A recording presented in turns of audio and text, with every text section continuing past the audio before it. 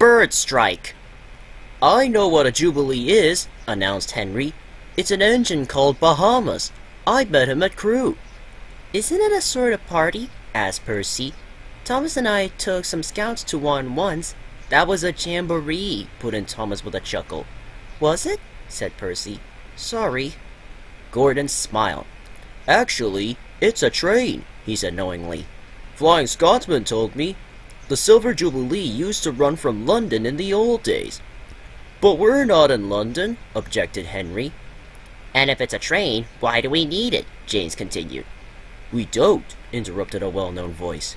Our Jubilee is a golden one, because in 1995, it is 50 years since stories about us began to be in books. I thought it would be a good idea to celebrate. It is a party, squeaked Percy excitedly. The Fat Controller laughed. Sort of, Percy, he agreed. I haven't settled the details yet, but you will all know about it in plenty of time. The engines were excited. Will there be a special train? Gordon asked the Fat Controller. Can I pull it, please, sir? Sorry, Gordon, said the Fat Controller.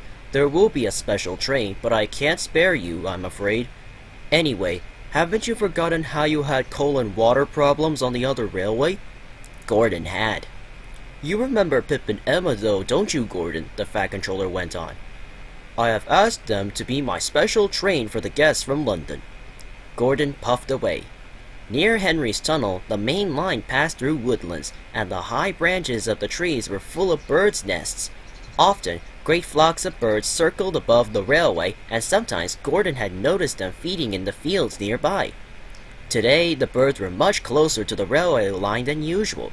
Poop, poop, whistled Gordon as he approached a farm crossing. Startled, the birds rose together in a thick black cloud. They swooped across the line in front of the train. One bird larger than the others had been perched on a gatepost beside the line. It flew so close to Gordon that its wings almost brushed his nose.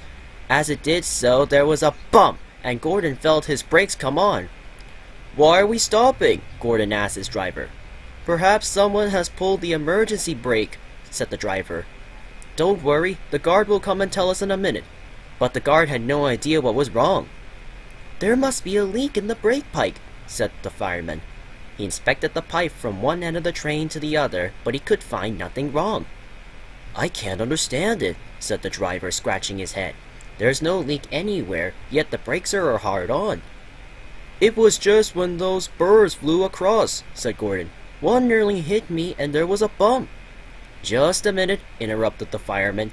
He quickly looked at Gordon's front brake pipe. There you are, he said triumphantly. The fireman laughed. That bird knocked the seal out of your brake pipe, he explained. Look.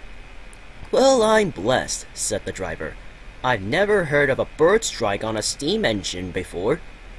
A crow did it on the Great Western in 1915, chuckled the fireman. I read about it only last week. Gordon was soon on his way again. The other engines laughed. Poor old Gordon, they chuckled to each other. Fancy being stopped by a bird. That's nothing to crow about, is it?